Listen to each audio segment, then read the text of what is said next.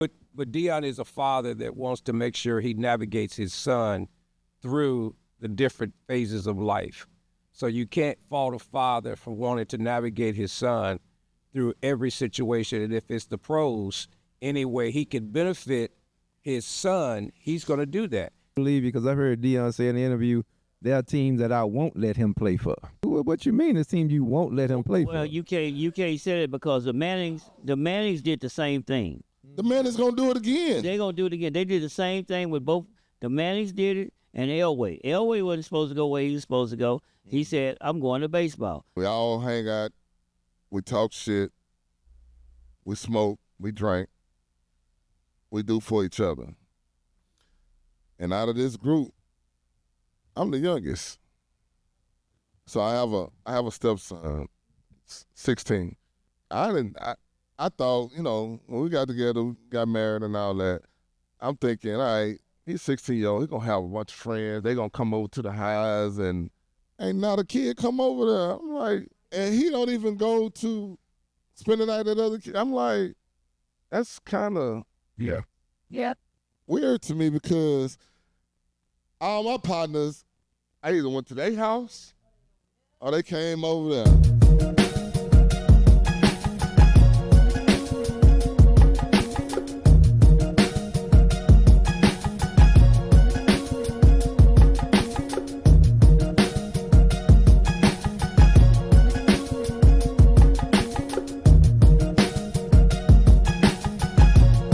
Yo, what's up? It's your boy Pop, and we are back after the break.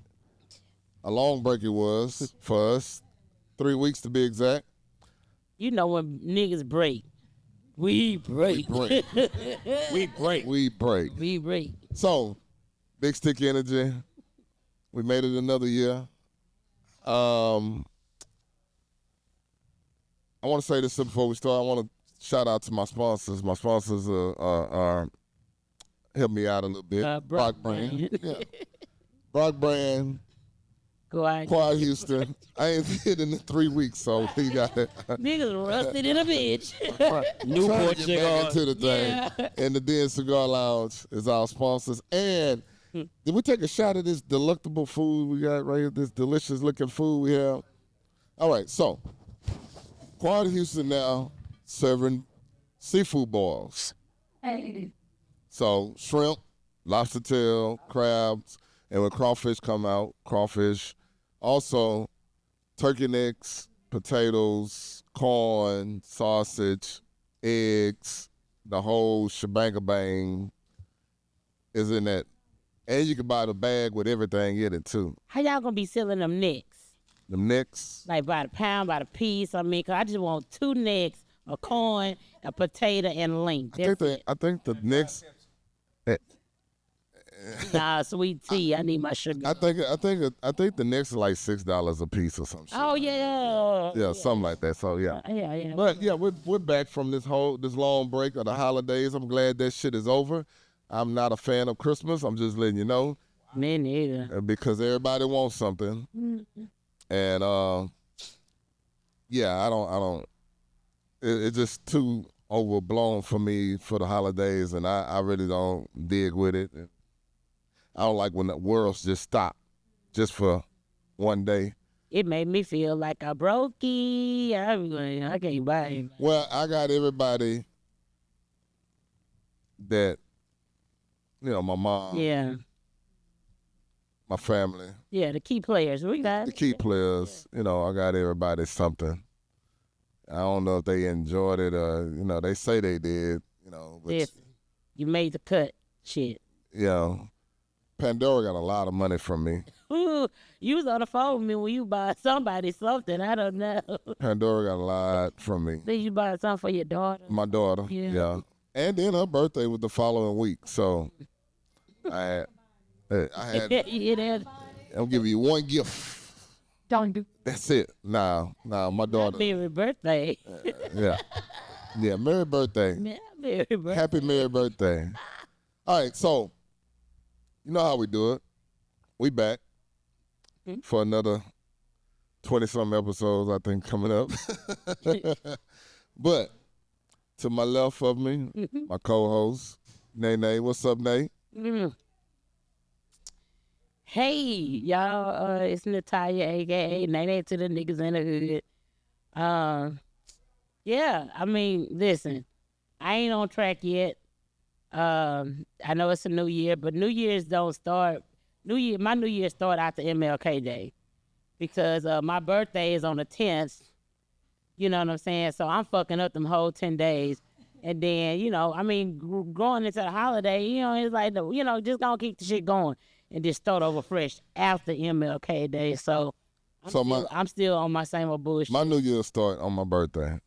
Okay. That's a New Year for me. Yeah. I don't do the whole doing the 2005. It's gonna be something different, man. You're gonna be the same stupid ass motherfucker. Exactly. In 2025 that you was in 2024. Ain't shit changed. Right. So stop saying all that. And this gonna change. And I'm gonna do this. And I'm gonna do. No, you're not. That's nigga shit. Mm-hmm. We always say that. And I'm saying us as anyway. Jackie, how you doing? Good, Pop. What's going on? Yeah, and I'm glad to be here. I actually missed you guys. You do? Yeah, I did. I we did. miss you. I like the genuine and the realness. You know? I miss you too. You don't get that. I bet you don't. We miss you. Yeah, we Y'all miss you. me? Yeah. Stand up for the guys wow. one time. Let the guys see. They want to see. Yeah. Nah, you gotta stand up. I gotta. Yeah, you gotta stand up. stand. You gotta stand. I feel like you putting me on. All right. No, this feel like a setup. All right. Hallelujah. Hallelujah. Feel like a setup, but it's really good to be here amongst Lord, let me get my baby real federal card. conversations. You know, I got when you. you go sometime without it, you miss it. So I did. Better watch that nigga in the back. He got a Navy Federal card for you. Listen. By three, I'm back here. By three, I'm back here. Tap to pay. Tap to pay. Coco from I'm Coco from Houston. What's up, Coco? Houston. Hey, y'all. Glad to be back. We took a long break. Lord. How was your holiday? My holiday was great. Spend time with family. It's always refreshing. And, to see your family that you ain't seen in a while.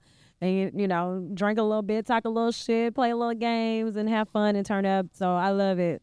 Love it. Cool. It's like recharging for me. Chatty. What up, Papa? Love it. It's Chad here, Mr.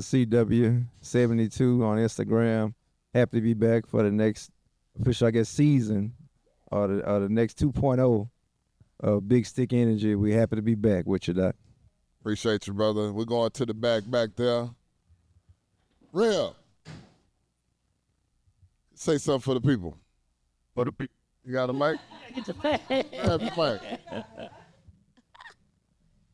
Glad to be here with you, Pop, and my little brother, man. Cabinet around from. Your son, 06. All right, Ramily. Uh-oh. We got somebody new on the spot. What's up, man? What's up, Pop? Just glad to be here. I'm new. Tell the people who you are. Dr. Crump, hanging in the back, just chilling, Just chilling. see what's happening. Nigga, you sound like bruh man when you said that. Just chilling. Hey, just chilling. And who is that colored fella next to you? 83. Wait a minute, hold on. Richie Cunningham? Watch out now. Don't do that. Hey, I'm just happy that everybody's here. It's a whole new year. And we gon' Bible study. No, I ain't say that. What? Hold on. Wait a minute.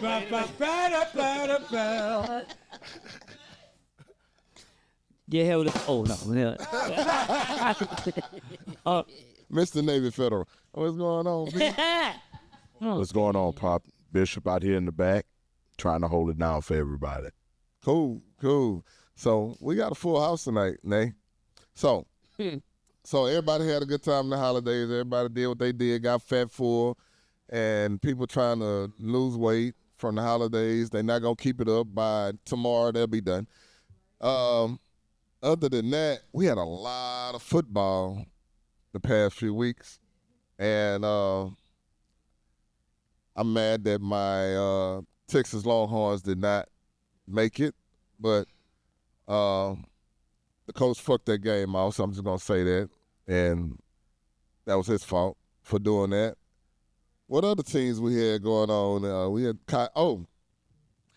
got a black coach for the first time in the national championship coming up Monday. All right. Marcus Freeman from Notre Dame. Great job. And all these everybody want to talk about Deion. Hey, man, Deion ain't shit. Marcus Freeman is the man, and I'm going to say that. And I'm not saying Deion ain't shit as far as who he is. I'm just saying the coaching is not nothing like Marcus Freeman. And I'm pulling for Notre Dame come Monday night. Just 'cause the coach is black. And it's gonna be a tough task for them against Ohio State. Ohio State is a great school, and they do have a great team.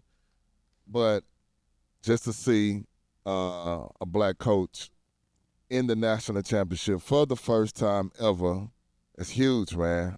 It's a huge thing. Also, for professional football, we still got the Houston Texans still in this thing. Yes, sir. It's a great thing for the city of Houston. I am not a Texans fan. I am a Houstonian. But it's great to see the team still in the playoffs. And I know it's going to be tough this weekend come Saturday. It's going to be a lot that needs to happen for them to move on for this next after this next game. So, Chad, them your boys. Yes, sir. Pop is 11 on 11, as the saying say, any given Sunday or any given Saturday. You know, most people didn't think they'd get past Chargers, so, you know. Yeah. Yes, sir. KC, you know.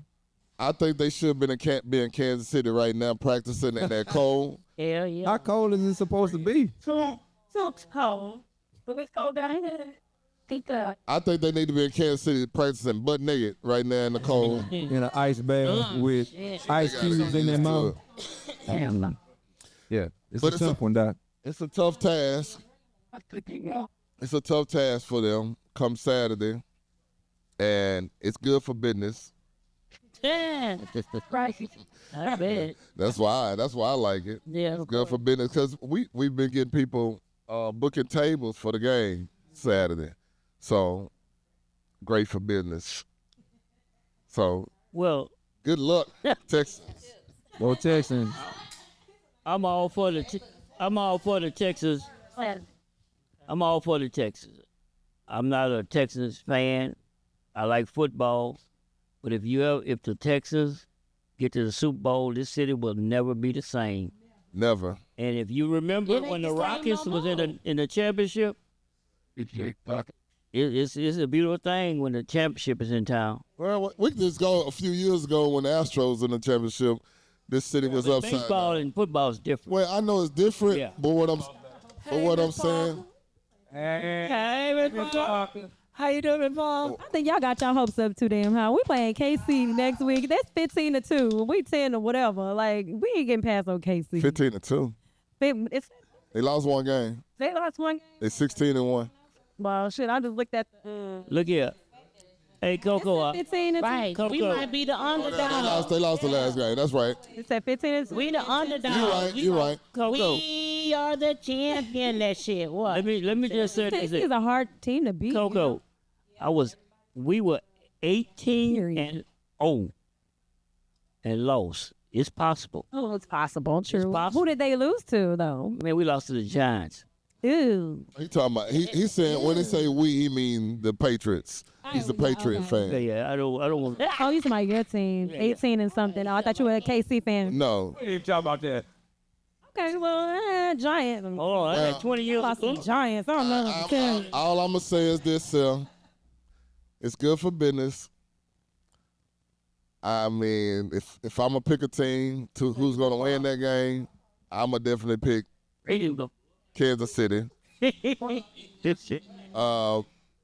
If I was a betting man, which I am betting, I do have a cigar on this set with somebody. If anybody else want to put a cigar on this game, I take that. you take that cigar. Of course, Doc. I'm an H-Town fan. All right. So I'm gonna be smoking good Saturday. All of our team is everybody on the Houston Texan team healthy? They're all in the game or no? Are we No. Well, But everybody in Kansas City is healthy. Healthy don't matter when you got to fight the refs as well. Well, let's not blame the refs. Let's not blame the refs. Let's just watch the game. We'll be right here in the den watching the game on Saturday. What I gotta do Saturday? We doing neck bones now? We doing neck bones, or we doing turkey wings, or we doing turkey wings? Oh, not a damn. We doing turkey wings, rice, gravy. You gonna make some beans?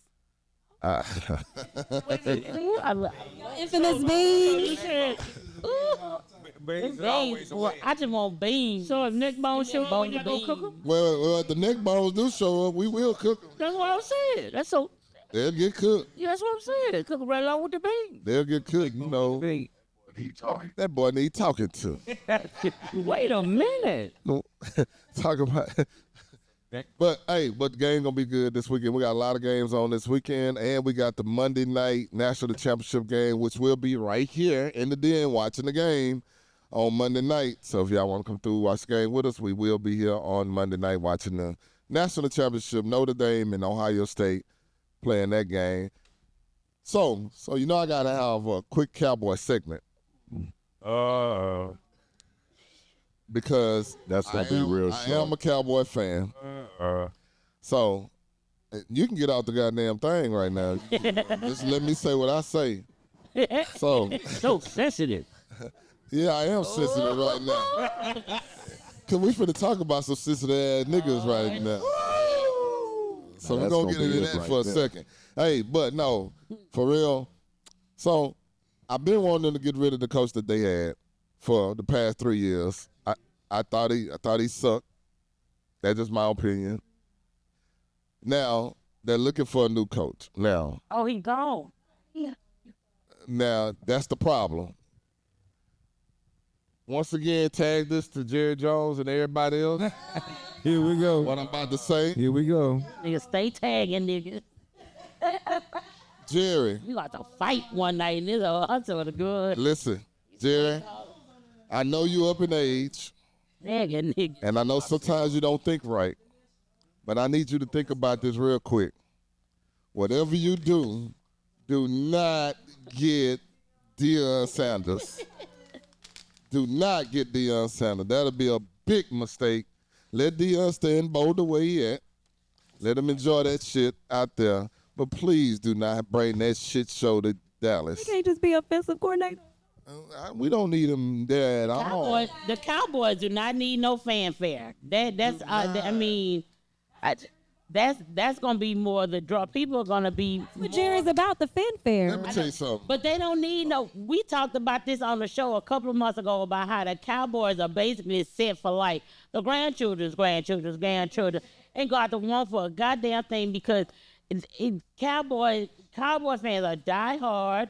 They're bred and goddamn, that franchise is a gold mine. It don't need a Deion Sanders to come and bring light to it. One of the points that Papa made, he was like, send them to like a New Orleans or to a team like that has a city that has potential to utilize that fanfare. He's not gonna do that. Shit, Cowboys don't need no fans. Man, I can go be the Cowboys coach and they still gonna sell out every game. Hell yeah. They don't need all that shit. Deion's best attribute is raising young men. So he needs to stay in college. Exactly. Where he would do the most help. Exactly. To help these young men before they even get to the pros. Exactly. It's like Van Arbor. I just saw an interview with Deion, and he actually said that that's one of his attributes. Raising young men and really pouring his soul into them. Part of the reason he's in Colorado is because of McCarthy, who was there before him. And Deion had a conversation with him at Promise Keepers, which is a men's conference for men who have accepted God in their life. And Deion was kind of groomed by Bill McCartney. So the best thing for him to do is to continue working with these young men who needs to find their way before they get to that level. I believe And he's doing a good job with that right now. Even when he was at Jackson State, I had a young cousin who played under him at Jackson State who did phenomenal. So the best thing for him is to continue that work that he's doing with those young men, because our young black men need guidance. They need guidance, and what Dion has brought to that level with them is that male or that father figure that a lot of them have needed in their lives to help them get to the next level. So that's where he's going to be best at. I thought he would be a great sports agent, to be quite honest. I thought he would be great as a sports agent, more so than even a coaching. He would, but when it comes down to player development, because of his lifestyle and what he has done, and even when we look at what he's done with his sons, he's best in the position where he already is. Yeah. And college needs to stick with the thing of grooming these young men before they get. One thing I was happy about is when the NFL did not take young men out of high school like pro basketball does, or when we're dealing with the National Baseball League. When they get these big contracts, they need to know what they're doing with this money. I'm glad a lot of these guys are being recognized in the NIL in college, but what Dion is doing with them is more than just a football program. He's actually grooming these young men to be men, and that's what we need. That's what we need. And I think that's best for him because he is that type of guy. I never knocked Dion for who he is. I've always said Dion is a great guy, but he needs to be in that arena. But you know what, college players. But Dion is a father that wants to make sure he navigates his son through the different phases of life. So you can't fault a father for wanting to navigate his son through every situation. And if it's the pros, any way he can benefit his son, he's going to do that. Because many fathers want to do that. Well, let me say this. When are you going to take the titty out of his mouth and let him be a man? Well, it's a whole bunch of titties need to come out the okay, but what I'm saying is he grown now. You got to trust your parenting, and you got to trust what you instilled in him, that he's going to follow that throughout the rest of his career without him being there. Because let me say this here. What happens, and I definitely don't want this to happen to him, but what happens if something happened to Dion and he passes away? His daddy ain't there no more. So what I'm saying is keep Dion where he at, let your son go and be a man, and let him figure out and navigate the NFL. He's always going to be there for him. That's true. And he's always going to have people at whatever team he goes to, Dion knows somebody at that team that's going to take care of him. That's real. That's real. So I understand, you don't want to be there with your kid, but at what point enough is enough? At what point do you just say, hey, let me take the titty out of his mouth and let him go on and do what he do? And you're correct, because personally I don't believe he can go on the next level. When you are doing well where you are, sometimes it's best to stay in that arena because of the, how can I say that? Because of the changes that you are making. Mm-hmm. One of the things that I have two sons, and I've raised a bunch of kids that were not mine, not biologically mine. And one of the things that I've always seen is that they come back when they've progressed. They are grateful for what I've given them. Now, if I own the company and I hire them to work in the company, they're never going to stand on their own. So one of the best things we can do, especially as black men, as young black men, groom those that are coming up so that they can make it to the next level. Because if you're teaching them correctly, it'll always come back to their remembrance. Exactly. It's like what the Bible says, train up a child in the way that they should go. And when they old, it didn't say they wouldn't stray. It didn't say that they wouldn't go different ways. But in the middle of what they're dealing with, it will come back to their remembrance what they've been taught. Yeah. And that will bring back to their mindset, oh, look, I got to do this differently because that's not how I was taught. And I think that's what Dion does right now, and that's where he's best at. And he's good for the college game. Well, definitely. No doubt. Most I definitely. got to play devil's advocate. Okay. Like you said, he's good in that arena. At Jackson State, he was doing exactly the same thing that he's doing at Colorado. The stage is much larger, granted, okay, but he was influencing young black men at Jackson State. Now he's influencing young black men as well in Colorado. And also, if he transitions to the NFL, he's not just going to be dealing with guys who's been there 20, 15, 10. He's going to be dealing with C.J. Stroud type players, young guys as well. So I'm saying he can still make a difference with the young guys coming up, although he has veteran superstars that you got to deal with, all these guys as well. But I'm still saying Deion loves a stage. He loves a challenge. That's what took it from Jackson State to Colorado. And what greater stage to prove your worth than the NFL? I'm saying I get the whole, his effort is great, but Deion is showtime. Showtime individuals love a stage, and what's a bigger stage than the Cowboys? There is none. But Well, I get that, Pop, but I'm still saying to prove who he is, the challenge that Deion would face, he's not going to pass that opportunity if given to him. I'm saying if Jerry hold his hand out and it's Colorado versus the Cowboys, Deion going to be your coach, boy. That's already established. I mean, we say what? and when he does, at that time I would not be a Cowboy fan until he leaves. Well, all I would say is, Don't say it. I have to say this, and I have never just been a Deion Sanders fan, but I have been recently following him and looking at his interviews and stuff, and I love his mindset. And to be quite honest with you, I think that there's nothing that he really can accomplish if he put his mind to it. Deion's that dude. So maybe he's not showing you what you want to see now, but I do believe that if he stepped into those shoes, I believe he can finish. So let's take the man Deion away. Let's put the X's and O's in. Let's talk about on the field shit.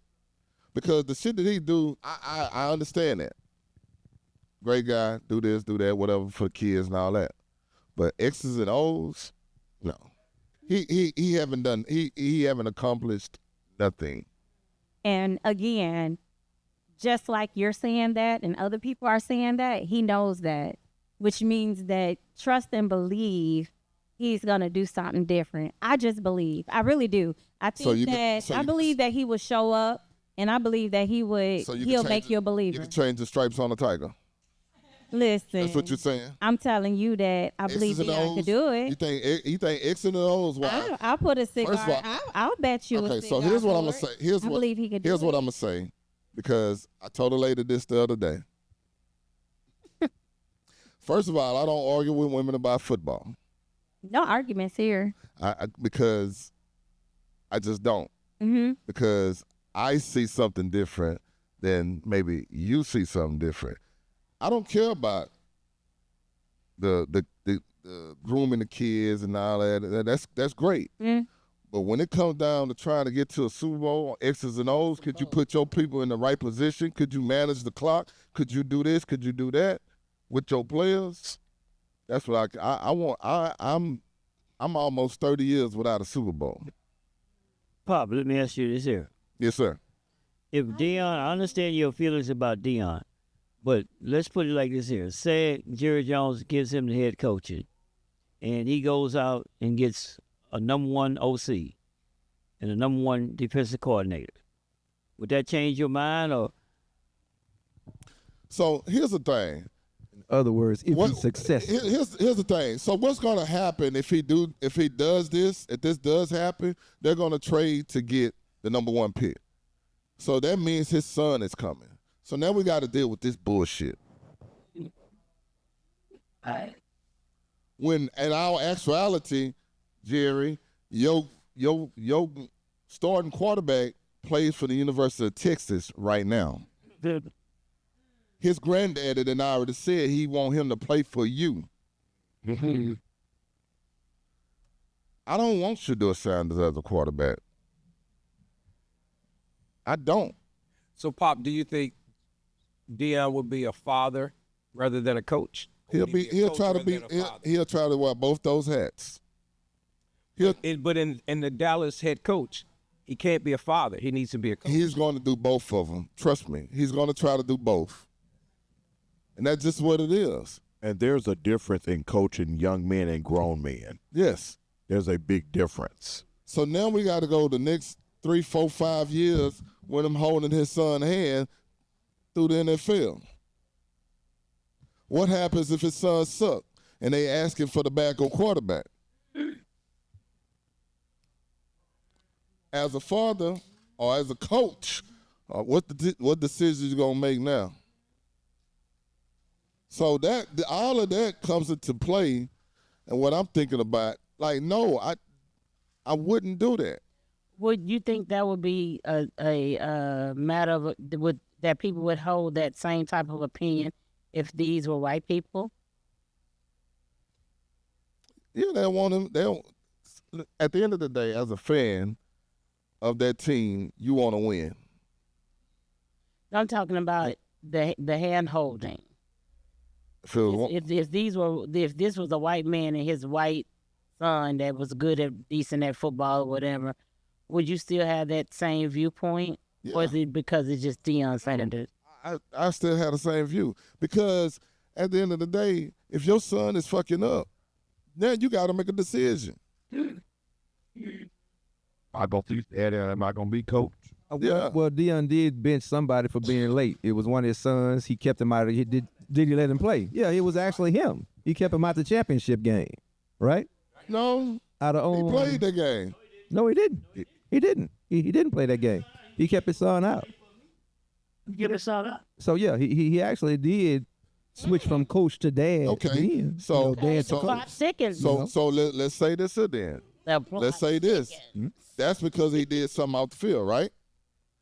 What about when he does stuff on the field that he's not producing? Yet to be seen. But I'm still saying. He ain't never put in the other quarterback. He always play his son. Yeah. All I'm saying is, it's too much of a clusterfuck. It's too much of bullshit that's gonna come along with that. And we already the fucking laughing stock of the NFL. And it ain't gonna do nothing but get even worse. When you put that, when you do that shit. The fucking Eagles and the fucking shitskins, they are laughing and happy that this shit is about to happen. They are laughing at Jerry Jones. So, question: do you have any head coach in mind? Yeah, there's plenty of head coaches. Really? Like who? Top Ben 3? Johnson. You got Ben Johnson. You got they interviewing another black coach, which is Leslie Frazier Nice. and Brian Flores.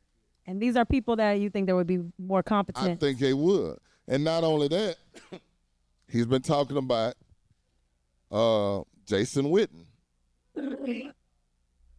So what's the deal with Jason Witten? I hear him mention his name pop, and then they say he's about 2 years out.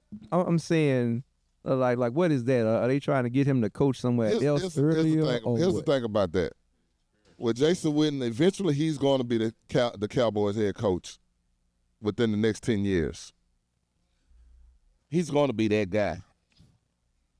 So right now, I think he's coaching high school right now. But Jason Witten is the second. They said Jason Witten is the second coming of Dan Campbell for the Lions coach. He's like that. That's the type of guy he is. So all of these other names, I'm fine with. I'm just not. It's going to be a shit show waiting to happen. Yep. It's going to be a shit show. I'm telling you. I do believe you because I heard Deion say in the interview, there are teams that I won't let him play for.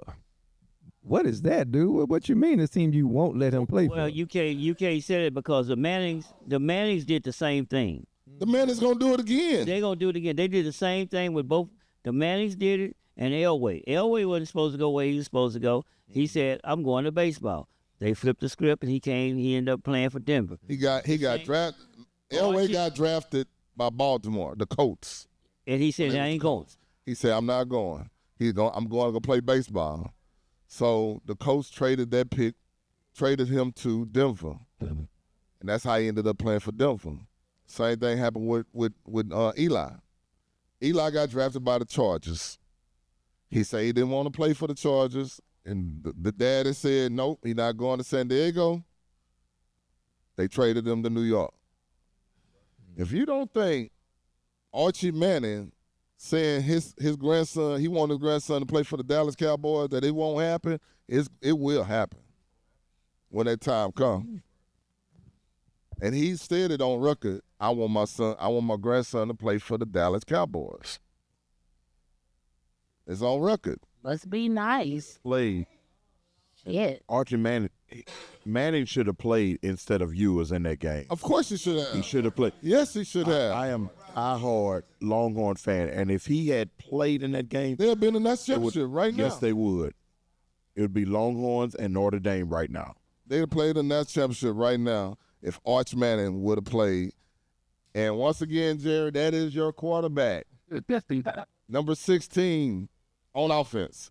Number 16 on offense is your quarterback for the future. And he'll be there for the next 20 years if you pick him.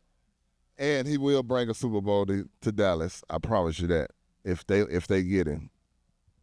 How many years do you think it would take for them to have him in that position to get a Super Bowl? About 6. I think it'll take him at least 4 to 5 years.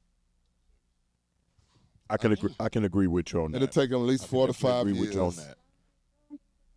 that. If not sooner, depending on the pieces around him, because what they'll have to do, let's just say because he's not going to come out after this year. No, he's gonna play at least 2 more years in Austin.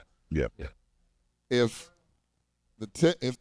Dallas has a good season and he come out, they're going to trade whatever it is to get him. They're going to trade whatever it is to get him.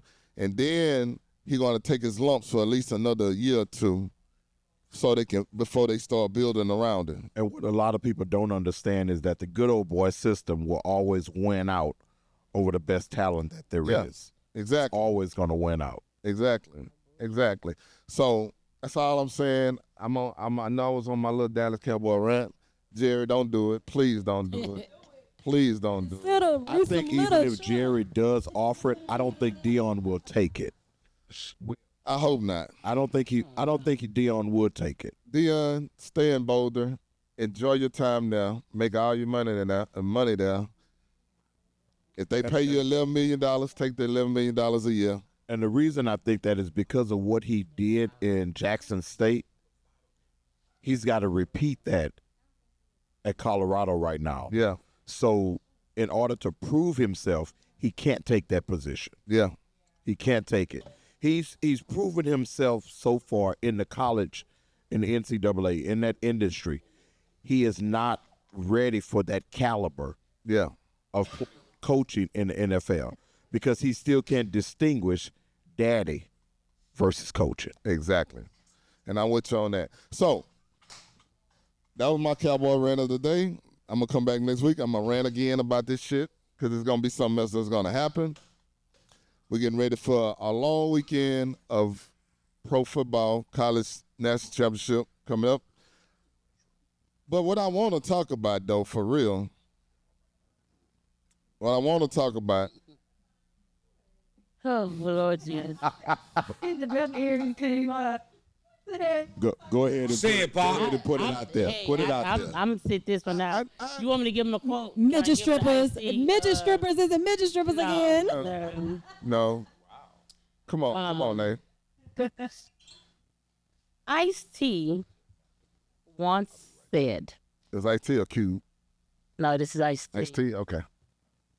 Ladies, we're not just talking about you, because some of you niggas is bitches too.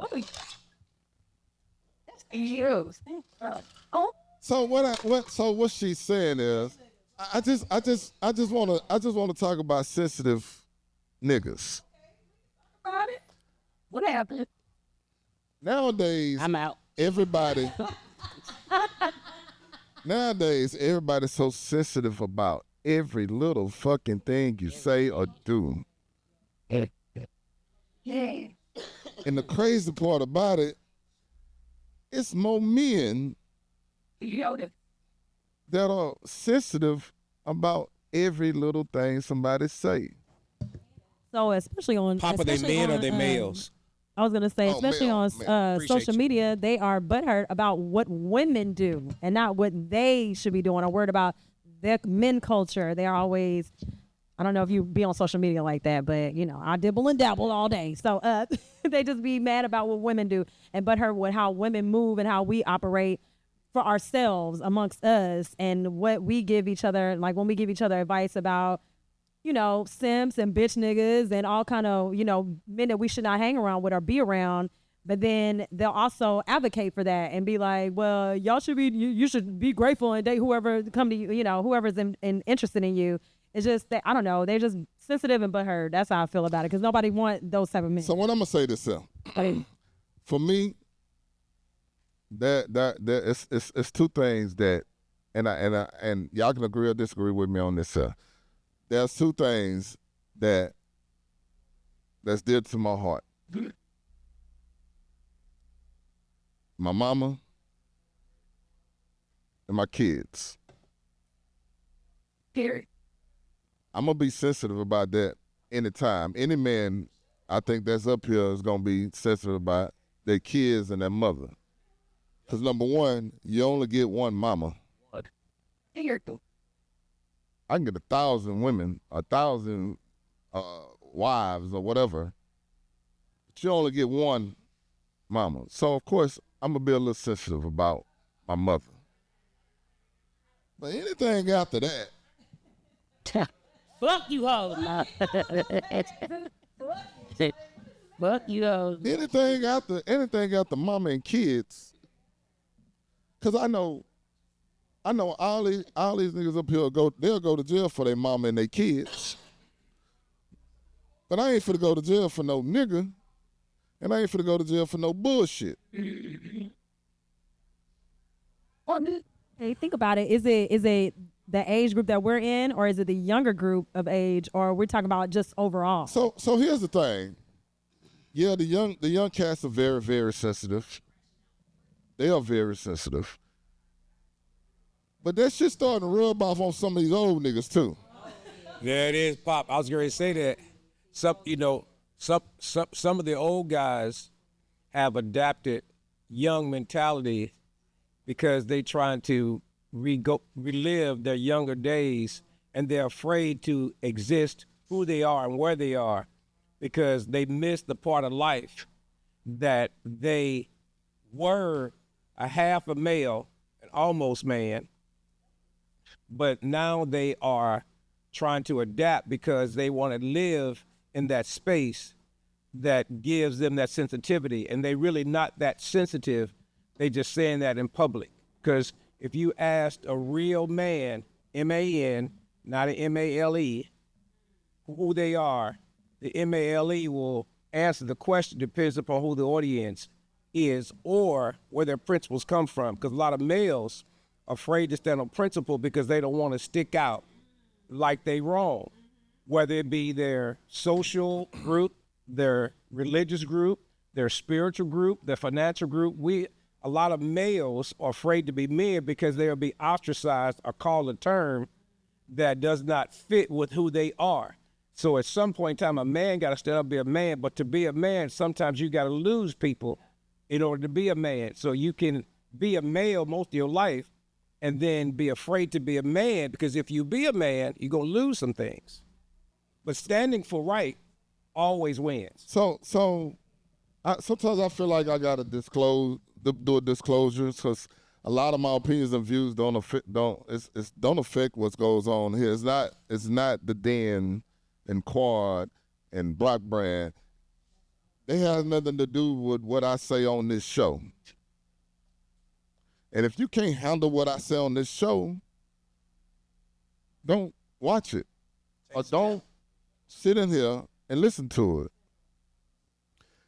And I say that because apparently somebody got sensitive about me saying something about the whole Trump thing, about black men that voted for Trump. That was a while back. And at the end of the day, I told them what I say on the show, that's on the show.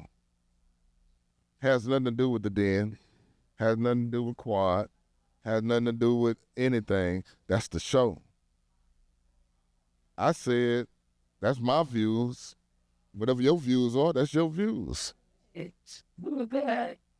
My cameraman, he a black man, voted for Trump. He don't give a fuck what I said. I got other partners. I got an uncle that voted for Trump.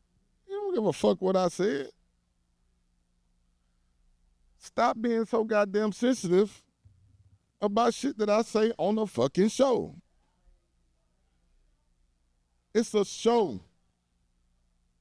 This is entertainment. You know, Can I say something? interrupt you. Oh, Go ahead, ma'am. Go ahead. I don't want to cut. No, I just wanted to say it's not even just a show. It's just life. People are, they feel like when you have an opinion, if your opinion is not in alignment with my opinion, then you're wrong.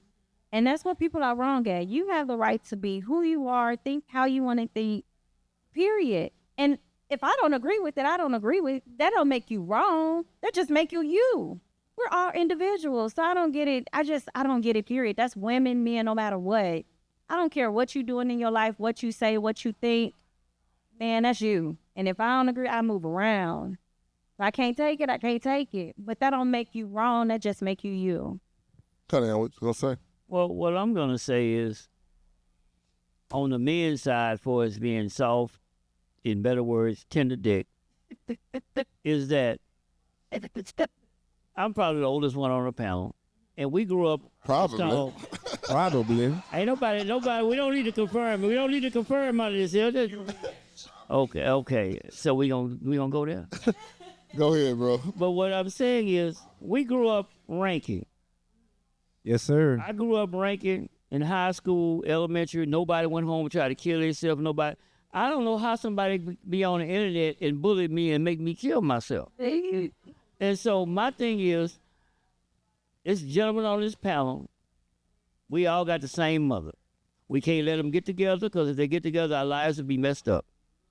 Facts. But one of our buddies on the panel, his dad passed. I told my mother. I told him where the service was. She told me, I need you there. I said, okay, I'm going to go there. I need you there to represent our family. I need you to be the first one there. And he'll tell you, I was the first one there. And she said, while you there, you go visit your father that's at lot such. And I did. And he gets more favor from her than me. I'm your son. He's just the greatest thing. But that's what we raised. When Pop Mom was sick, hey man, how's your mother do? These kids don't have that respect. When somebody's mother walks in the room, I'm like, I'm not gonna get embarrassed, because you might know somebody at my mama church. I'm not gonna get embarrassed. That's what the problem is. These kids, they cuss. I work in the criminal field. These kids come in. He had his mom, his grandmother, and his father, and he was saying, "Fuck, pussy, these motherfucking bitches all against me." That's your grandmother and your mother. Here, putting up $50,000 because you're supposed to rob somewhere.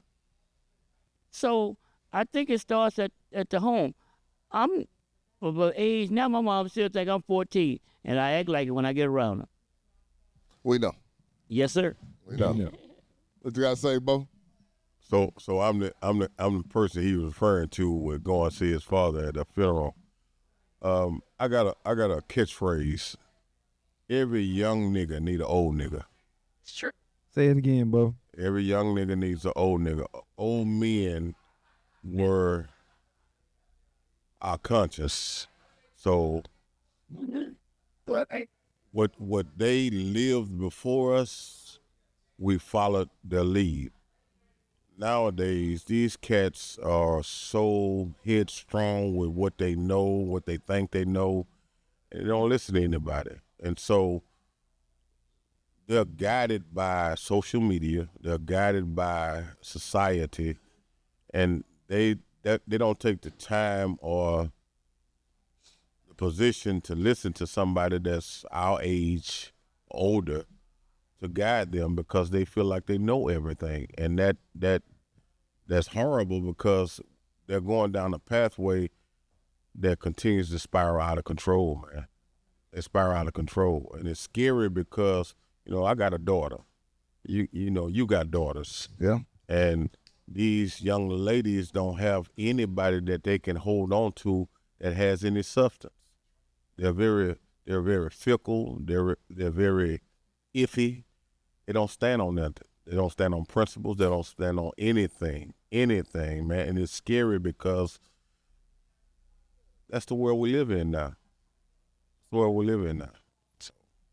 Man, I was telling my daughter when she was 13, 14 years old, and at that time I was working at a boys' home, and I'm around these boys all the time, and I'm listening to them. And I went home one day and I told my daughter, I say, I'm scared for you. Yeah. Because these little niggas now, They got it. just don't have it. But the thing is, the young man that she's with now, it took me some time to, like him. It took me some time to like him. And my main thing was, hey man, this is my daughter. This is my baby girl. I want you to take care of her, man. Like if you was me. See, one of the things that we have to do as men, when we have daughters that's young, we got to date our daughters to show them what type of men they should be with. But you know what, Pop? I want to add one thing right in there. Young girls learn how to be a young woman when they start playing with dolls. Young men don't learn how to be a husband or a father until they become one in teenage years. And most of the time, the young boys could be, not that they are, could be 10 to 15 years behind. So when it comes to training our young men, we have to ask ourselves as older men, who have you impacted a life and who have you tried to help and show the way? Because we can't keep saying we need to, and we're not embracing them to help them learn. Even if they don't want to learn, because all of us have been that young man on the panel that didn't listen. And at some point in time, we all need some guidance and leadership to get to where we want to go. So we need more. The role models are there. The impactful men that are making changes in life are there, but they aren't listening, but they are in their everyday lives. So the ones that they listen to are the ones that are on social media, that are impactful in their life, but are not real. So if every young nigga had an old nigga that was real in his life, would that young nigga listen? You know what? You made a very good point, and so did you, my brother over here. I just want to say that you men are few far in between. And I was married for 17 years. All of my children is by the same man. And I have 2 sons and a daughter. And I can tell you, my youngest son went to the streets looking for male guidance when he had a father in the home. So that says a lot without saying anything. And then the guys that he went to in the streets was like real hood type of guys, and he learned the wrong things. But when, and I as a mother, like I moved away, I moved him from where we were from, Gary, Indiana, and we moved out here to Texas.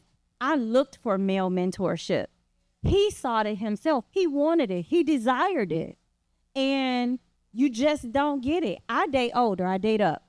And I'm telling you, some of these old heads that I done came across, I might as well go and date 20, 30-year-old man. I mean, it's crazy because some of your old heads, like you said, somebody said it recently, they want to be young. They going backwards. They doing the Benjamin Button. They you know what I'm saying? They aging backwards. They not moving forward. So when I say I look for mentorship, my son, he wanted it. Like, he had a desire. He cried out, like, I want a man, a man to look up to and learn from. It's not a lot of men out here to glean from. This is not like it was back in the day. We had that. You just made a statement and said how a young man was cursing in the grandparents and all that. Look, you wouldn't have survived. You'd have been dead with my grandparents. Absolutely. Teeth knocked out. You really would have been like, you called child abuse and wish you would call the police. So those things are going on now because even the people that are older that should have those foundations and things like that, they done lost it. We don't have it. It's only a few of us that still hold on to traditional things and morals, and you know what I'm saying? Like, you come in my house, you taking your hat off. You take your shoes off at the door. Like, there's a level of respect, and I mean, we don't have that. We've lost this. So the men that should be, my youngest son is 21, and men who should be, guiding him and helping him, I mean, shoot, they about on his level right now. We don't have it. Let me tell you, I would love to meet your son. My grandmother's 105. I'm her oldest grandson. And when I go down to Louisiana, my son is sitting over there, and he'll tell you, all of my cousins look up to me because of what my grandmother said. I do not curse in front of my grandmother. I might sit down and have a drink with her because she loves her wine coolers. At 105, she say the secret to long life is thanking God in the morning, thanking him at night, drink a wine cooler, minding our own damn business. And because of the way I carry myself around them, one of the things I've always told my sons, I have 2 biological sons, and I've raised nephews, and I've raised my nieces. And one of the things that I've always taught my sons, I don't ever want you to be afraid of me, but I want you to have a fear of respect for me. Yeah. Even their friends come to the house, and it's like, okay, we got to keep our pants up. We can't come in Mr. Robert's house and Bishop's house a certain way. We got to make sure that we at a certain point. When my oldest son was playing football in high school, and his friends would come up, we literally raised one of his classmates because he didn't have a father figure in his life. But I showed them something different because I come from a Christian family home, but I lived in the streets. And so I've seen the gang life. I've seen the military life in the Marine Corps. I've seen the life of being homeless. And so what I've instilled in my boys, and both my sons have boys. They don't have girls. They got boys. And I watched them raise their boys up the same way that I raised them. And what's missing in that male figure is men. Not a man. Men who are truly who God has called them to be, who God has made you to be. I'm not trying to get on a religious platform right now, but the only way and then as I have female friends, and I tell them all the time, you got to be careful who you bring into your son's life. Because there are a lot of spirits that can infect versus being an effect in their lives. So I would love to meet your son. I would love to meet your son. Go ahead. But Pop, I'm going to say this. Social media has exposed a lot of dirt. And a lot of old niggas they're afraid because the young people have seen the dirt. And the young people see the wrong. And they go by and they try to embody and hold the older ones accountable. And we're afraid to tell them the truth because when we were young, the old folks say, grown folk talking, get out of here. Yeah. You don't need to be in here. But we didn't do that with our children. We allowed them to stay in the room. We allowed them to see the dirt. We allowed them to be a part of it. Then we said, but don't do it. After they've seen us do it for years, whether it be single mothers, single fathers, married, whatever, owners, leaders, we have not showed our children in some situations responsible. Like she talked about, young lady in front, 2-parent home. Her son saw it, he saw something different because that's what he desired. We give our children so much freedom that we don't give them structure in some instances. Because if you give structure, structure is not always hurt, but it's help to get to the next level. And there are consequences to everything you do. So one thing about being in the den, being here, it's a group of us. We always in here every day, and we all hang out. We talk shit. We smoke. We drink. We do for each other. And out of this group, I'm the youngest. But I love being around these guys.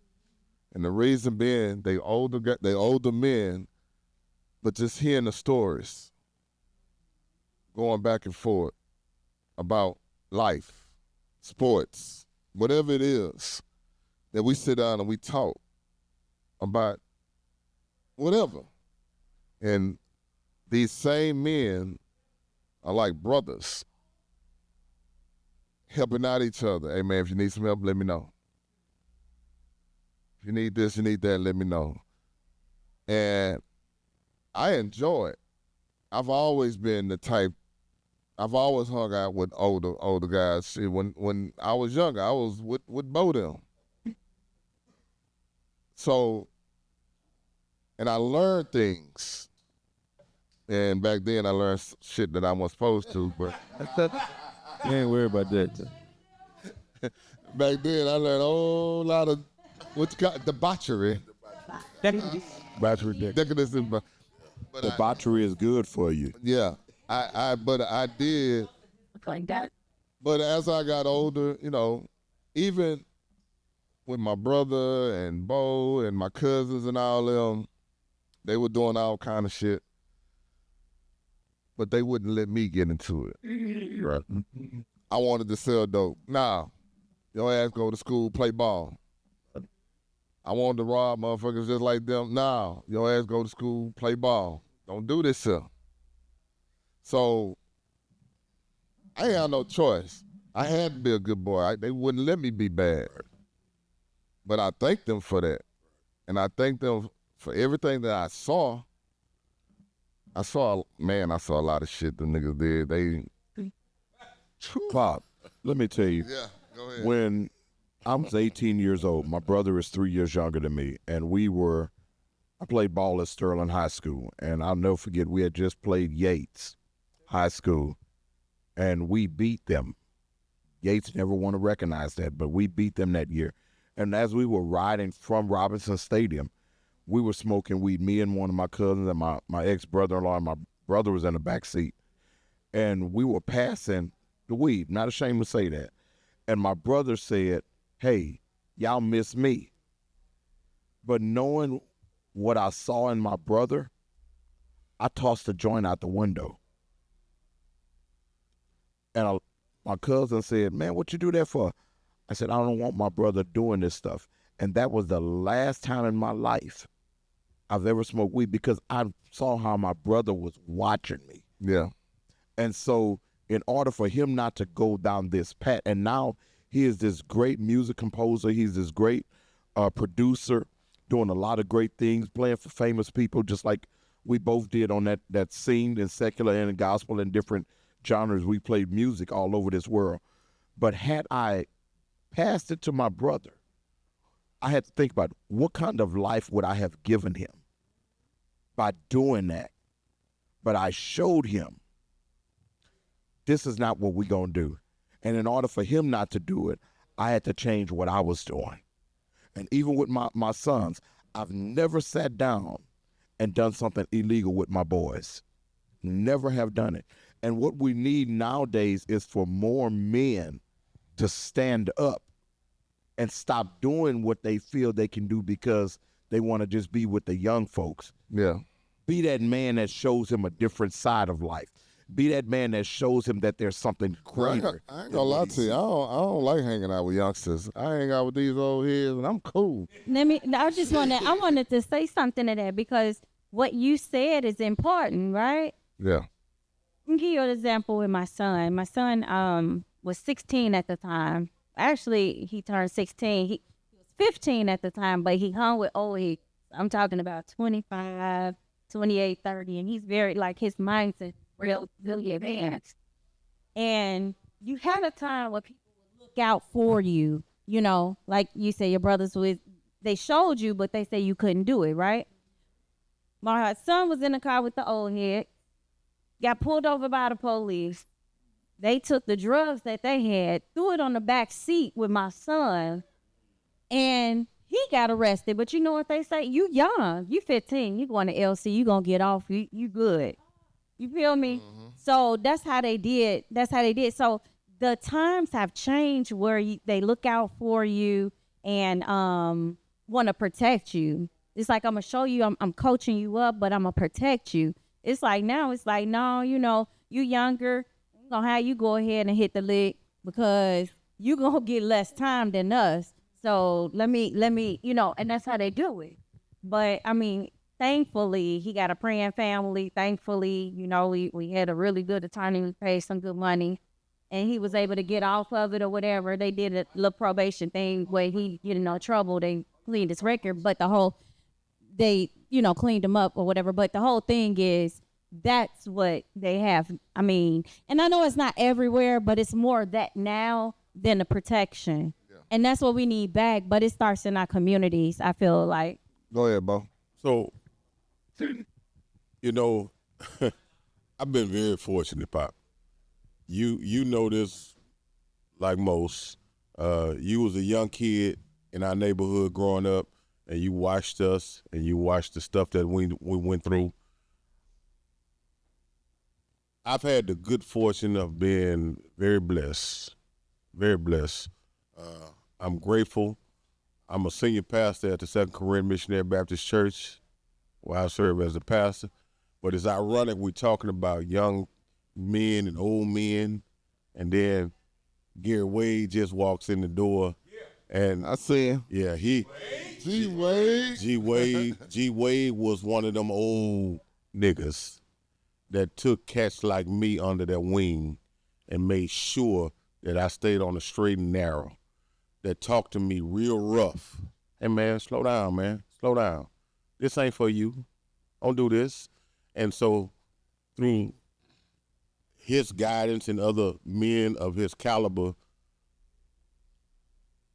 they shifted my life. And so for me to be 53 now, one of the greatest joys in my life, and Doc and Bishop will tell you this, and even greater will tell you this, man, when a young cat want to sit down and talk to me, man, that means more to me than anything in this world. Yeah. If I can help somebody as I pass along this way, bruh, my living is not in vain. You know what I'm saying? Yeah. So when I hear these stories about young men not listening and how people are giving up on them, not all of them are like that. There are a few of them that slide through the cracks that want to listen. They want a leg up. G Wade gives opportunity to cats every day. He has a MWBE program, a mentor training program where he teaches these young cats how to get on their feet and how to go get these government and city contracts. If you want to learn, he will teach you, but you got to want to learn. But you got to have enough cats that push these guys. Yeah. Push them. Hey, man, listen, quit telling me what you had and where you from. Man, I'm from the mud. I'm from the gutter. I grew up in Cashmere Garden, bro. I ain't had nothing. Yeah. I ain't had nothing. You know what I'm saying? Yeah. So, yeah, I thought I would say that because G just walked in the door, and there ain't no cat in this city. Not a one. Not a one that's more gutter than G Wade. G Wade. Yeah. Good man over there, man. Good dude, man. Let me say this. I respect what you said about G Wade. I don't know him, but it sounds like he's a great person. But I'm gonna direct this to the brothers that are on the panel. Chad,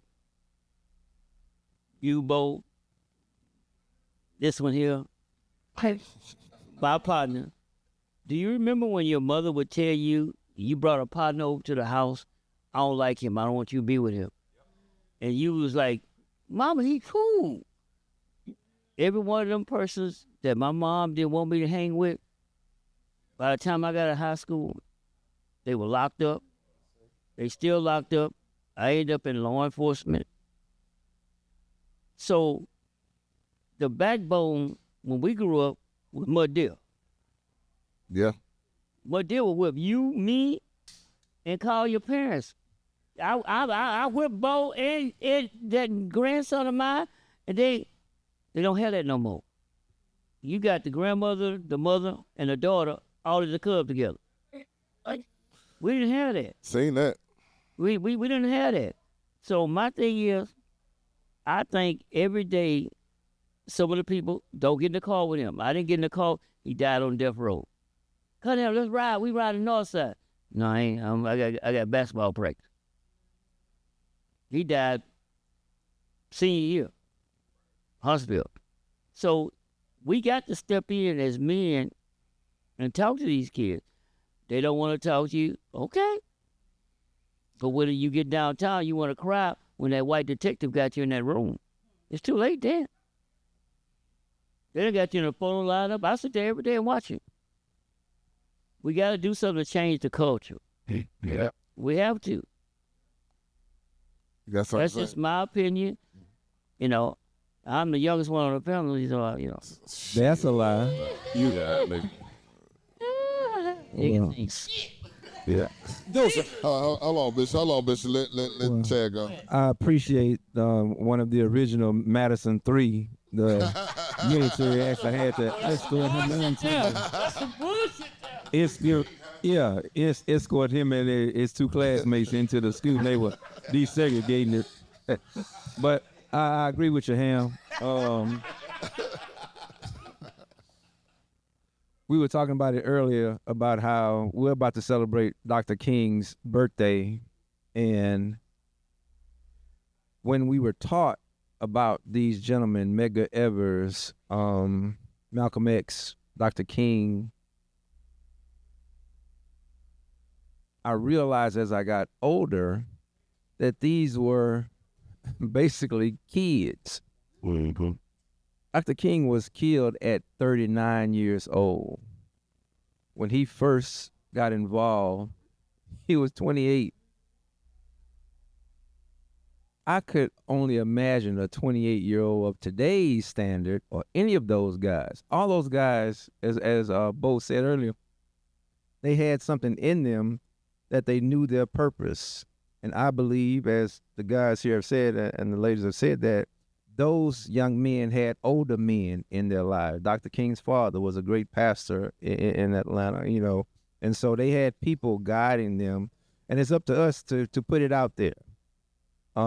As ministers, we know that the call goes out, and those who will receive it receives it, and those that don't, we've done our charge. We put it out there, but to not reach out is our failure in society, and so I agree that we're gonna have to reach out and say it's here for you. I offer it to you, but to just wash our hands of them because they're young, because they don't do it, is a fail on our part. Oh yeah, yeah. So a lot of these young men today are influenced by. They're not influenced by television no more because they don't even watch TV no more. They on social media and they on their video games. And social media is an echo chamber. I talked about this once before because I officiate high school basketball, and the play of the basketball is not the same anymore as it was of us coming up and then how we were. And Cunningham was at a game I refereed one time, and he was like, "Is this JV?" I say, "Nah, it's varsity." He looked like playing like this, but it's not the same anymore. And one of the things is, besides AAU fucking up everything, one of the things is these kids don't go outside enough. They don't go to the park like we used to. They don't. We lived outside. Drink out the water hose. Like when you got in trouble, and your mama said you want a punishment or your ass whoop, you took the ass whoop. The ass whoop. Yeah, that's right. Because the punishment means you staying inside. You can't go outside. Now that ass whooping going, I'm gonna cry, but I get to go outside though. That'd be all right. I don't feel that ass whooping no more once I'm outdoors with my friends. And I don't know, this technology it's a gift and a curse to me. Absolutely, Pop. There are no third spaces. Have you ever watched anything like on YouTube? I love watching mini documentaries on YouTube. So the term is third spaces, where, like you were saying, you can go anywhere, like outside and go to the park or go play with people, whatever, no matter what age you are. They used to have those kind of spaces. They don't have that anymore. Well, I'm going to tell you another thing. It's not only that they don't go outside, it's the parents don't let them outside. And that too. It's the mom and dad are so afraid for their child. I get it. True. Times have changed too. I get it. But at some point, they gotta go. You gotta let them go. And then the other flip side of that is that they don't have their spaces for them to congregate and like learn and be around other people that are not like them. They, are always online now. That's a big thing. And like I was saying a minute ago, it's an echo chamber. You can actually, curate your feed to be what you want to see only, and not open your mind up to other things and, other people, and learn about other things and other people and their point of view, and just open your mind and be, just different, not just one way or, linear. So I have a. That's good. I'm gonna let you talk. So I have a stepson, 16, and I thought, when we got together, got married and all that, I'm thinking, all right, he's 16 years old, he's gonna have a bunch of friends, they gonna come over to the house, and ain't not a kid come over there. I'm like, and he don't even go to spend the night at other kids. I'm like, that's kind of weird to me, because all my partners, I either went to their house or they came over there. Because we didn't have as much access to each other as, then you had to have, you had to know people's phone number. It wasn't really until pagers and stuff that we can say, we kind of could reach out and really, catch up with somebody. So it was, that's just like you were saying, we wanted to go to school because we didn't want to miss what was going to happen at school. Now, shit, they record it for you, send it to you for the goddamn blood be done dried on the floor. But a lot of you don't that. want to go to school, you can just play. A lot of that right now. I was a counselor at Key Middle School. Oh, right. Key. Okay. And anybody who knows anything about Key Middle School, watch yourself, Nick. watch yourself, man. Watch yourself. Key Middle School was considered to be one of the worst schools in HISD. Oh. And I helped turn that school around as a counselor because I got actively involved in those kids' life. Who was the principal there when you was there? Mabel Caleb? Mabel Caleb. And then when she went to Sterling, she called me. Yeah. And I ended up going to Sterling to help her out over there. Coming from a background of a Christian home, but someone who grew up in the streets and then went to the military. I was in a gang growing up. I've been homeless. And so I was able to identify with a lot of things that these kids were dealing with. And one of the biggest problem was you can't be your children's friend. No. I am not my kid's friend. My sons are 34. My daughter is 33. My youngest son, who's here tonight, he's 26. I hang with them. I do so with, like tonight. When I finish my choir works, my son say, Dad, I'm going to hang with you. And we came here tonight. I'm still your dad. I'm not your friend. And if you get out of line, trust me, I have no problem taxing that ass. And that's what's missing. It's not so much a father is missing in the home. Stop being your kid's friend. You all right over there? I'm good. You're getting a little choked up over there, man. Shit. Now, you ain't going to talk about me being touched up tonight. Hey, let me ask you. Yeah, little boy. Yeah. Okay, ain't no more since Hey, Bishop, Bishop was my favorite coach there. Who's that? Ronald Goodbeer. He was still there. And I That's my remember guy. times when we used to chase kids. It was still corporal punishment going on. And when those kids, when they came to my office, I needed to see your mother and your father. Even when I coached Little League, I did not allow a single mother to come to my practice. You better go find a drunk uncle, the drug addict on the street, a brother or somebody to come to practice with your kids. I was not going to have single mothers at my practice. I needed to see a male figure with these kids. And the reason being is because I wanted somebody to be involved in their lives. I've raised so many boys that were not mine. And I'm grateful because now I've got kids who are judges, who are lawyers, who are doctors, some who have gone on to do other great things in life that come back to me and they say, you know, I'm grateful for what you've done for us. And even my own son, both of my sons are very professional right now, what they're doing in their lives. They're not caught up in no mess. They're not caught up in anything. I had one of them who got into some trouble, and I made some phone calls.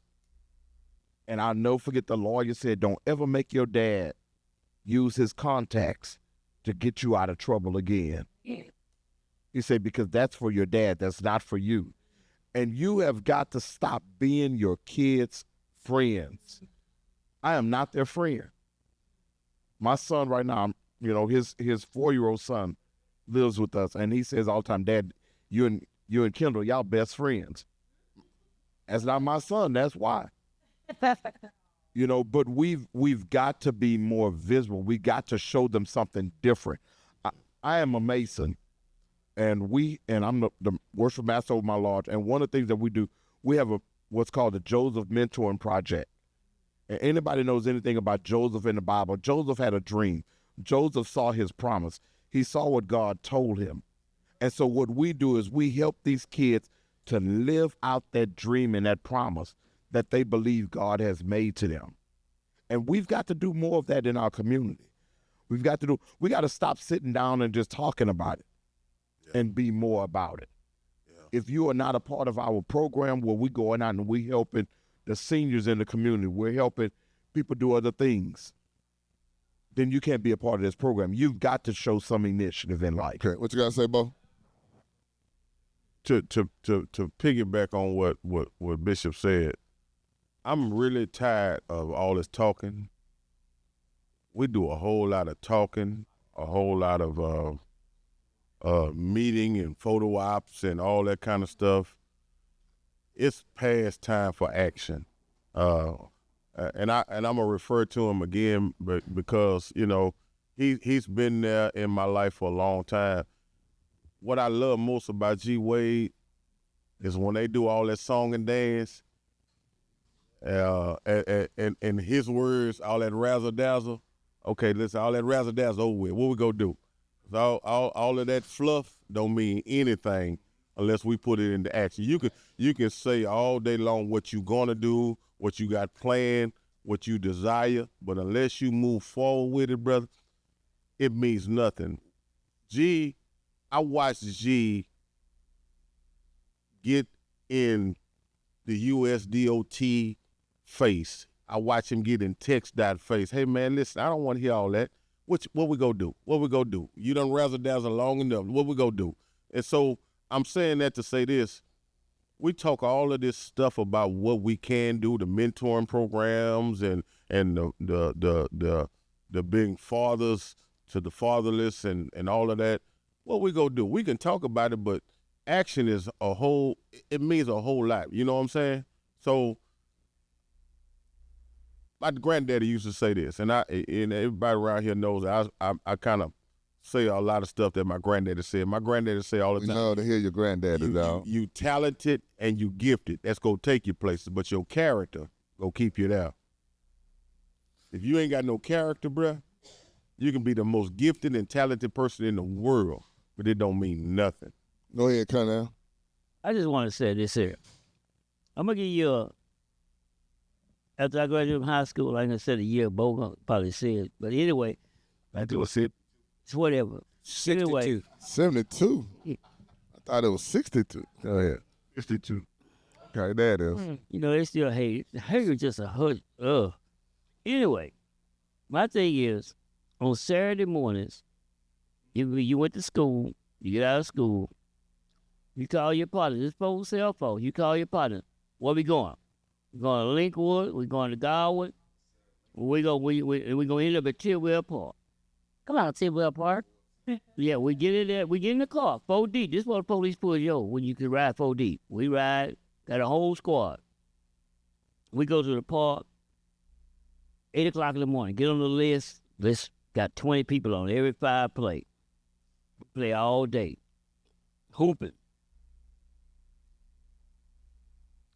You don't have that no more. These kids don't. They think, okay, I get on AAU and you get all the 20 best players on it and you beat up everybody else. But then when you get in the grind with some real hoopers from the street, you can't show up. I never had that problem. You know, I was kind of good. You know, not that good, but I was good. I used to go play in the park too with my homeboys. We don't do that. You ride by Petty Park, Linkwood. You don't see nobody out there playing. There's no pride to work on your game. I went with Pop, and I thought it was 9th grade playing. Pop said, "Oh, that's varsity." Varsity? Man, we was playing varsity. We was smooth. These boys ain't smooth no more. And you know, and I guess I want to add to that, being a member of the Divine Nine, Omega Psi Phi Fraternity Incorporated, there are a lot of organizations that are out there doing it. There are a lot of young men, young women that are great in their craft. So we're talking about those that aren't, but there are some that are. You know, I can speak for someone that's never been arrested, never been in a police car, never smoked weed, never done any of those things. Tied up though. And wait a minute. We're not talking about proclivities tonight, but that boy needs some talking to. And the man was in the bus boycott talking to me next to me. But my point is that there are a lot of people that are doing well, a lot of young people that are making their mark in what they're doing. So we have to give credit to those that are doing well, those mothers and those fathers that are making the difference, those parents that are instilling that their children to be great, go on to get advanced education. So we're not saying that the minority or the majority is making the difference, but there are parents and kids doing a great thing. But we have to ask ourselves, personally, did I do my part to help somebody? Because if you haven't done your part, we all sit here talking about the difference between knowledge and understanding is action. It's time for understanding. We need to get to some action. We all know there are consequences for not doing it, to being educated. You know, sitting here, multiple degrees, it doesn't make a difference if I don't help anybody. If I don't go out, try to reach, if I don't try to be a G Wade, if I don't try to be a Pop to make a difference in the community, we just have a bunch of empty buildings that don't have anything but just shaking and just dancing and popping your tail. And that ain't everything. You got to put some upstairs and have some downstairs. And if you can't afford it, you can't do it. So it takes more effort and information. So to those young people that are doing it, to those parents that are great, we applaud you. To those parents that aren't doing it, figure out why, get some help. If you're a single mother, that dude that's coming by there, get some help. If you're a single father, whatever. We can be better. We need to stop saying what is it and be about it. There are a bunch of positive young people that are doing it. We all know some. But to those that aren't, if you're lazy and you're not trying, excuses are monuments of nothingness. Those who use them are fools and good for nothing at all. You gotta try. And if you're not trying, shut up, stop talking about it. All right, so getting ready to wrap up the show, and I would appreciate everybody who had something to say about this. And I know we didn't get it all the way into sensitive people. We didn't get all the way into it, but we touched on some topics as far as young black men and guidance and leadership and things like that as older black men that we have to do to help out our young guys. What I want to say about this, though, to to end this show. Man, it's a lot of work. And it's a lot of things, yeah, like Bo said, that we talk about and ain't nobody put no actions to it. The time to start is now. No. No. Because after this election that we had and who we have in office could affect a lot of stuff that black men do, men of color. Yeah. That is not only black men, that's brown. So I'm not going to say what we have to do. We know what we got to do. Do it. We know that a lot of young men out here are seeking mentorship, seeking men to look up to. I was fortunate. A lot of us is fortunate to be raised in the era that we was raised in, that we got our ass whooped. Yeah. And it made us the men that we are today. We was raised in the era that you couldn't talk back to no adult. Or that's another ass whooper. Look, We were raised in the era that we respect women. Now we might not be great at being great husbands, boyfriends, whatever it is that we are to whomever, but we respect who we with.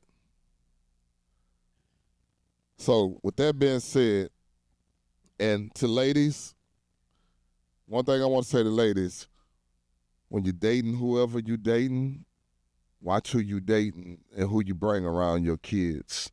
Well, Because a lot of these motherfuckers I hear with these fucked up spirits, especially, I ain't gonna say especially with girls, because they fuck with little boys too. So watch who you bring around your kids, because all these dudes ain't rap tight. All these dudes got an agenda. So we gotta watch ladies, watch who you bring around whomever, because it ain't the same no more. It ain't the same no more. None of this. So I want to thank everybody for being on the panel today, man. We back. We started off a little slow because we had to get back into a rhythm, but I'm happy we're back and we were able to talk and we're able to sit down and talk about things that we don't normally talk about. And this is real shit. yes, yeah. This ain't nobody on here a celebrity. I don't have celebrities. Except Bo. kind of have. Bo and Grandpa, the only celebrities that we got. That is your reflect. So, but now on the cool though, we talk about real stuff all the time, and I know a lot of time we laugh, we joke, we talk about. We got some humor in here, thanks to Nene, which she's zoned out right now. I'll tell you. All right, we finna go. But man, I thank you everybody for being on the show, man. Make sure y'all come back next week. We'll come up with something. We don't know how this week gonna go. It's supposed to be cold, so y'all bundle up. Make sure y'all visit Quad. We have live bands tomorrow, so we have a live band. We got what's her name? Miriam coming tomorrow. So she'll be in the house, and then Saturday and Sunday speaks for itself. We have a great Saturday and Sunday, especially Sunday. So a lot of football. Starting Saturday. So, man, I want to thank everybody, man. I appreciate the talk. Appreciate my crew. I know we started a little late, but thank you. Thank you guys, man. Group text. And once again, I want to thank my sponsor, Brock Brand, Quad Houston, also the Den Cigar Lounge. And Mickey. Thank you, Mickey. Shout out to my boy G Wade in the house. Felicia, we working on more sponsors, so we're gonna do that. Also, my guy P.I. back there, who's gonna take us national. Oh, you're right. P.I. gonna take us national. All right. So once again, this is Big Stick Energy. I'm your boy Pop. I got all the energy in the Big Stick. I'll see y'all next week. How you keep?